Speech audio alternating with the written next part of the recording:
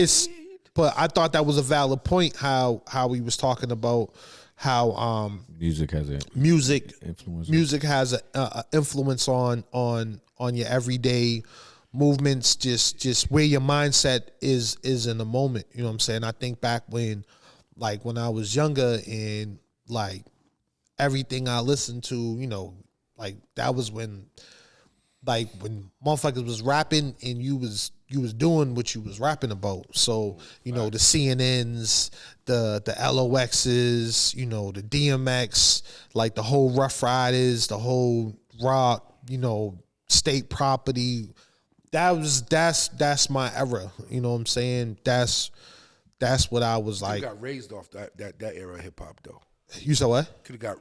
It could have raised you as a man off that era of hip hop. No, it did though. Because it gave you the pros. When did you the music realize they did at that time it, gave you like the pros and cons. When you were younger, did you drill nowadays? Did you believe murder, kill? Did you believe music had an influence on you the way you do now, or did you learn that as you got older? Like, damn, I didn't realize the influence that music really had on me throughout my life. No, I realized the influence on me as I got older because I noticed how my mood would change when I'm listening to certain things. Yeah. And like if I was going to spin the block, I'm putting that shit on. Right. You know what I'm saying?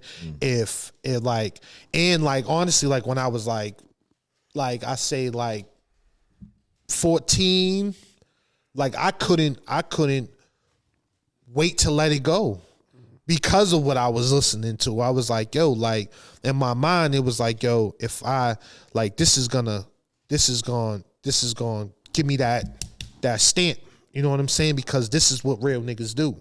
You know what I'm saying? So like everything that these niggas is talking about, I'm seeing what they're talking about on raps in my hood. You know what I'm saying? And I'm relating it to my everyday lifestyle. So it's like, yo, like if I didn't do this or I didn't do that, I need to get to it because this is what real niggas do. You know what I'm saying? So it definitely had a strong impact on my life. You know what I'm saying? And I realized, you know, because honestly, like I was raised on R&B. Like my moms didn't even let me listen to rap music when I was younger. Moms, though. You know what I'm saying? Like my mother found my Dr. Dre and Big Daddy Kane tape and threw it out. Bro, my mom's threw my Kill at Will and Death Certificate tapes out. I remember they was saying it was just gonna be a phase. This shit wasn't gonna last. Yeah. I remember when I had the Doggy Style album, I had to hide it from my mom. Yeah. For real. Yeah, music definitely can influence you because it's vibrations and it's a frequency. Like so, whatever frequency they on, you tap in. You might not even realize that you tapped in, but you tapped in. That's why I like. I think when it comes to like me as somebody who makes music, I know a lot of rappers that was out here in the streets faking the front and trying to do shit because I come from the era you couldn't talk about it if you didn't do it. Facts. That's that was my next question. There'd be a bunch of dudes that would be doing shit just so they could have shit to rap about. It's a fact. It's a fact. You know what I'm saying? I think that the music we grew up on, it definitely raised you because a lot of us didn't have dads, so Jay-Z, whoever became your pops. You know what I mean? So music, for me personally, like I don't really listen to a lot of rap unless a rapper's talking about something. And what I mean by that is if you're talking about trying to uplift your situation or you rapping with a lot of skill in a very skilled way. Right. But when it comes to just like, because at the end of the day, when you going with your shorty, that shit was loud as hell. When you going, music influences you. When you about to go with your shorty, you put on the joints. When you about to go here, you put on certain situations. You know what I mean? So I think that you got to be careful with it, and especially now. Now they know what they doing. They putting certain messages in the music and subliminals, and you got the drill music now is just murder, kill. I can't stand it. I think yeah, man. Like Chops was saying, that shit in 19 Keys, that shit has a real influence on you because you can listen to Slipping from DMX and be about to cry. Mm-hmm. And then you'll listen to niggas done started something and be ready to dump a cold clip. But you had a question? Well, I was gonna say for us, I asked the question for us because it's in our era.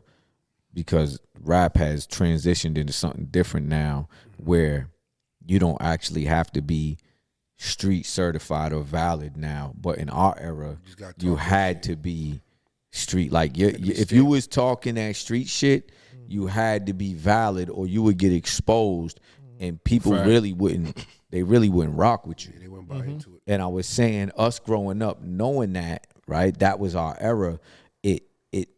Do you think like it had an even more powerful influence over us because you had to be valid? Like the rappers we listen to, like we know that a lot of them were really valid because in our era, you had to really be in the streets. You had to really be doing a lot of the stuff that you talked about.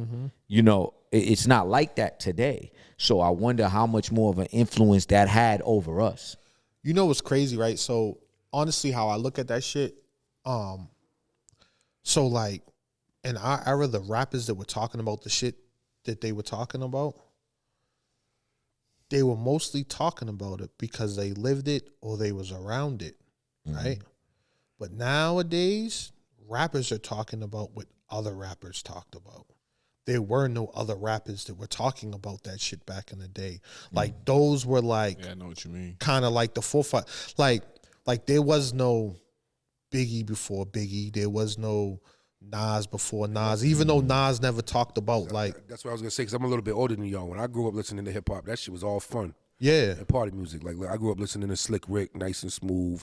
All that. It was just bounce to the rap. You know what I'm saying? That type of shit. You was young during the 90s though. That had to be during the 90s. was 20. Yeah, but he got a different. I was 20 in the 90s. I was damn near a grown man in the 90s. You know what I'm saying? Nah, I know. So you Old know, ass but nigga. coming up, early 80s, late 80s. Yeah, shut up. Late 80s, early 90s. That shit was fun. You know what I mean? You had a couple tough guys. There was like Just Ice, G-Rap, and then even before that, Schoolie D was actually the first gangster rapper from the East Coast. He was out of Philly. He was the Park Street Killer. You know what I'm saying? Shout He out was like the Schoolie first D. one on that shoot 'em up, drug dealing shit. And then after that, that gangster rap, reality rap, whatever you want to call it, emerged. And that's when it kind of like took off. And he started getting like the Ice-T's and the Biggies and everybody talking that street shit. Even no bullshit, the RSOs. One in the Chamber was a big record back in the day. No bullshit. You know what I'm saying? So like that type of shit started to emerge. But before that, it was all party records. We had Slick Rick talking about Mona Lisa. Hey. That's just as tough as it got. The team, 4 dudes from the dirt with our eyes on the goal. Took coal, applied pressure, and made it a diamond throw.